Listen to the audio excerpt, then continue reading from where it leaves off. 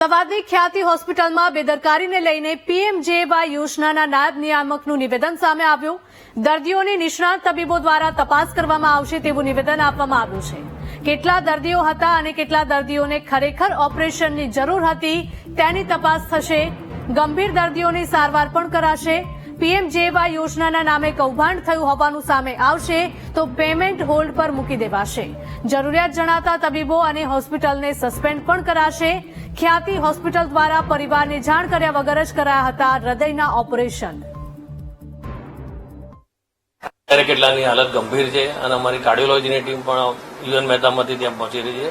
ડોક્ટરો જે હાલ દર્દીઓ અત્યારે દાખલ છે એમની પરિસ્થિતિની તપાસ કરશે અને જો એમને જરૂર લાગશે, વધારે સઘન સારવારની જરૂર લાગશે તો યુએન મહેતામાં શિફ્ટ પણ કરશે અને આ સમગ્ર બનાવ દર્દીઓની મેડિકલ રેકોર્ડ્સ વગેરે ચકાસણી કરીને કેટલાને ખરેખર જરૂર હતી એન્જિયોગ્રાફી, એન્જિયોપ્લાસ્ટીની, એ બધું રેકોર્ડ અમે ત્યાંથી મેળવી અને પછી એક સોલા હોસ્પિટલના તજજ્ઞો, યુએન મહેતાના ડોક્ટર્સ વગેરે પીએમજેની ટીમના નેતૃત્વ નીચે તપાસ કરીને રિપોર્ટ કમિશનર સાહેબને સુપ્રત કરશે. એવું પ્રથમ દ્રષ્ટિએ એવું લાગી રહ્યું છે. અમે તપાસ કરીશું. અમે બધા પેમેન્ટ જે છે એના હોલ્ડ પર મૂકી દઈશું, આ બધા જે કેસ છે એનું, અને જરૂર જણાય પેનલ્ટી વગેરે પણ થઈશું.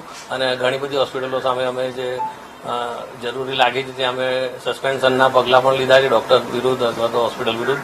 જે પણ જરૂર લાગે અમે કમિટીમાં, કમિશનર સાહેબની અધ્યક્ષતામાં કમિટી અમારી ચર્ચા કરતી હોય છે અને એ પ્રમાણે નિર્ણય લઈને આજે તપાસ સમિતિનો જે રિપોર્ટ આવશે એ સાહેબની સલાહ પ્રમાણે અમે આગળ કાર્યવાહી પણ કરીશું. તો ખ્યાતિ હોસ્પિટલના સંચાલક ક્યાં છે એ મહત્વનો સવાલ થઈ રહ્યો છે. સંચાલક કાર્તિક પટેલ આટલા હોબાળા પછી કેમ નથી દેખાયા તે સૌથી મોટો સવાલ. 2 દર્દીના મૃત્યુ થયા તેનો જવાબ તો આપવો જ પડશે ને. તમારા નાક નીચે આટલી મોટી દુર્ઘટના બને અને તમે ક્યાં છો તે સવાલ વીટીવી ન્યૂઝ દ્વારા અમે પૂછી રહ્યા છે. જેને ભગવાનનો દરજ્જો મળ્યો તે તબીબોએ ખોટા ઓપરેશન કર્યા તેની જવાબદારી આ હોસ્પિટલનો માલિક લેશે. 2 લોકોના મૃત્યુથી તેના પરિવારજનોએ જે ગુમાવ્યું તેની ભરપાઈ તમે કરવાના છો.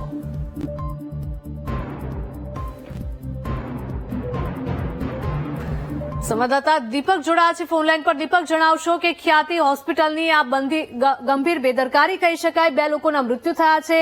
દર્દીને અને તેના પરિવારજનોને કહ્યા વગર ઓપરેશન કરી દેવાયા છે. આટલી મોટી બેદરકારી છતાં પણ હોસ્પિટલના સંચાલક ક્યાંય જ નથી દેખાઈ રહ્યા. બિલકુલ હિરલ, આટલો મોટો કાંડ કર્યા બાદ જે હોસ્પિટલના જે ઓનર છે ખ્યાતિ ગ્રુપના કાર્તિક પટેલ, જે ભૂગર્ભમાં ઉતરી ચુક્યા છે, કોઈ પણ સંપર્ક નથી થયો. સૌથી મહત્વની બાબત છે કે તમામ જે લોકો આવ્યા હતા ગામના 20 થી પણ વધારે લોકો આવ્યા હતા કે જેમને કોઈ પણ પ્રકારની તકલીફ નથી, તેમ છતાં પણ તેમને હૃદય રોગની બીમારી છે તેમ કહી અને તેમની એન્જિયોપ્લાસ્ટી કરવામાં આવી. સૌથી મહત્વનું છે કે એક ડોક્ટર પ્રશાંત વિજરાણી કરીને હતા કે જેમના દ્વારા અહીં તેમના ઓપરેશન કરવામાં આવ્યા. 2 દર્દીઓ જે છે તે મોતને ભેટી ચૂક્યા.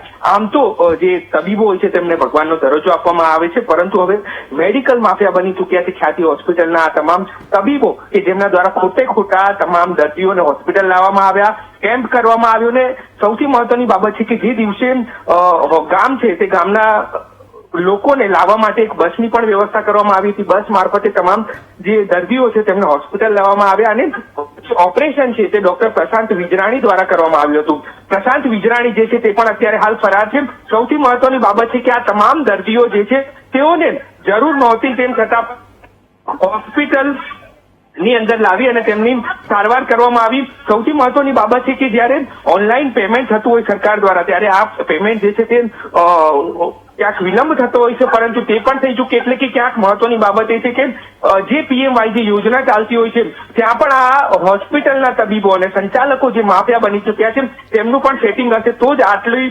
જલ્દી જે પેમેન્ટ છે તે હોસ્પિટલના અકાઉન્ટમાં આવી ચૂક્યું. એટલે કે આ તમામ બાબતો જે છે તે પણ શંકાના ઘેરામાં છે, કારણ કે પીએમવાયજીની જે સારવાર આપવામાં આવતી હોય છે અને જે પેમેન્ટ આપવામાં આવતું હોય છે તે ક્યાંક વિલંબ થતો હોય છે, પરંતુ તે તાત્કાલિક મળી ચૂક્યું. એટલે કે ક્યાંક ડોક્ટર પ્રશાંત વિજરાણી પણ હાલ ફરાર થઈ ચૂક્યા છે. ડોક્ટર અન્ય જે છે તે પણ ગુમ થઈ ચૂક્યા છે. અને સૌથી મહત્વનું કે જે કાર્તિક પટેલ કે જેમની હોસ્પિટલ છે તે પણ હાલ ભૂગર્ભમાં ઉતરી ચૂક્યા છે. એટલે કે આ સૌથી મોટો કાંડ કર્યા બાદ તમામ જે સંચાલકો અને તબીબો જે છે તે ફરાર થઈ ચૂક્યા છે. હોસ્પિટલમાં હાલ એક પણ જે તબીબ છે તે હાજર નથી. એટલે કે ક્યાંક આ પ્રકારની ગંભીર બેદરકારી જે છે તે દાખવી અને હાલ તમામ તબીબો જે છે તે ફરાર થઈ ચૂક્યા છે. બિલકુલ આ ઘટનાને લઈને અનેક સવાલો પણ થઈ રહ્યા છે કારણ કે ખ્યાતિ હોસ્પિટલનું નામ એશિયન બેરિયાટ્રિક હોસ્પિટલ હતું અને આ નામ છે તે બદલી દેવામાં આવ્યું છે. જમીન અને બિલ્ડરનું કામ કરતા ખ્યાતિ ગ્રુપે આ હોસ્પિટલ ખરીદી છે એટલે અનેક સવાલો થાય કારણ કે જે બેકગ્રાઉન્ડ છે તે મેડિકલનું છે જ નહીં, એ તો બિલ્ડર હતા. જ્યારે હોસ્પિટલ શરૂ કરવામાં આવી વર્ષ 2021માં ત્યારે એશિયન બેરિયાટ્રિક હોસ્પિટલના નામે આ હોસ્પિટલ શરૂ થઈ હતી. ત્યારબાદ 1.5 વર્ષની અંદર ખ્યાતિ હોસ્પિટલ નામ રાખવામાં આવ્યું અને કાર્તિક પટેલ જે છે તે બિલ્ડર છે, તે ઇન્વેસ્ટર હતા અને અન્ય એક તબીબને રાખી અને આ જે હોસ્પિટલ છે તે શરૂ કરવામાં આવી હતી. સૌથી મહત્વની બાબત એ છે કે કાર્તિક પટેલ જે છે તે બિલ્ડર છે, તબીબ નથી, તેમ છતાં પણ હોસ્પિટલ જે છે તે ઊભી કરી દેવામાં આવી. સૌથી મહત્વની બાબત છે કે હોસ્પિટલ જે ચલાવવા માટે સીઓ રાખવામાં આવ્યા હતા તે પણ હાલ ફરાર થઈ ચૂક્યા છે. મહત્વની બાબત છે કે હવે સરકાર કયા પ્રકારના પગલા લે છે, આની ઉપર આરોગ્ય વિભાગ કયા પ્રકારના પગલા લે છે, કારણ કે 2 લોકો આ ઘટનાની અંદર મોતને ભેટ્યા છે. હજુ પણ 10 લોકો સારવાર હેઠળ છે. અગાઉ કેટલા લોકોના પીએમવાયજી ની અંદર આ પ્રકારે ઓપરેશન કરવામાં આવ્યા, કેટલા લોકો મોતને ભેટી ચૂક્યા, કારણ કે આ પ્રકારનો ધંધો જે છે ત્યાં ખ્યાતિ હોસ્પિટલ દ્વારા શરૂ કરી દેવામાં આવ્યો હતો ને લોકોને લાવી દર્દી ન હોય તેમ છતાં પણ તેને દર્દી બનાવી તેની સર્જરી કરવામાં આવતી હતી અને સરકાર પાસેથી અડધો રૂપિયા કે જે પીએમવાયજી યોજના હેઠળ મળતા હોય છે 5 લાખથી 10 લાખ રૂપિયાની તમામ રૂપિયા જે છે તે ખંખેરી લેવામાં આવતા હતા. એટલે કે આ તમામ પ્રકારની જે કૃત્ય કરવામાં આવી છે તેમની સામે કાર્યવાહી થશે. પરંતુ સૌથી મહત્વની બાબત છે કે અત્યારે હાલ ખ્યાતિ હોસ્પિટલના જે સંચાલક છે કાર્તિક પટેલ તે ભૂગર્ભમાં ઉતરી ચૂક્યા છે અને તબીબો જે છે કે તેમના દ્વારા ઓપરેશનો કરવામાં આવ્યા તે પણ ભૂગર્ભમાં ઉતરી ચૂક્યા છે.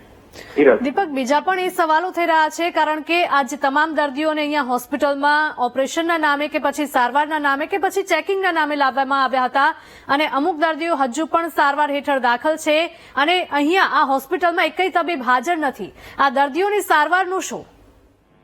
હાલ તો જે અન્ય દર્દીઓ હતા કે જે સારવાર હેઠળ હતા તેમને અન્ય હોસ્પિટલની અંદર ખસેડવામાં આવશે. પરંતુ સૌથી મહત્વની બાબત છે કે જ્યારે હોસ્પિટલની અંદર લાવ્યા ત્યારે આ તમામ દર્દીઓ જે છે તે તંદુરસ્ત હતા.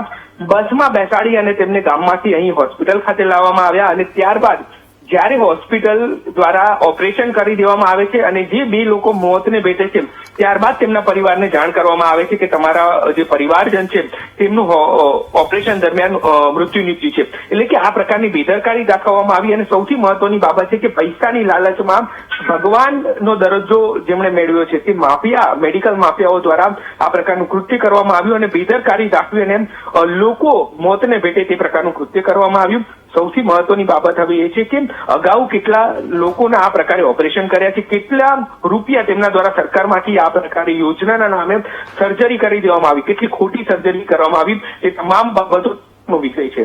હિરલ. જી બિલકુલ દીપક, માહિતી બદલ આભાર. તો ખ્યાતિ હોસ્પિટલના સંચાલક ક્યાં છે તે મહત્વનો સવાલ થઈ રહ્યો છે. અનેક હજુ પણ ખુલાસાઓ થાય તેવી પૂરેપૂરી શક્યતાઓ છે પરંતુ હાલ તો આ જે સંચાલકો છે તે ફરાર છે, ભૂગર્ભમાં ઉતરી ગયા છે અને તેમની શોધખોળ કરવા માટે પોલીસ દ્વારા ચક્રો ગતિમાન કરવામાં આવ્યા છે.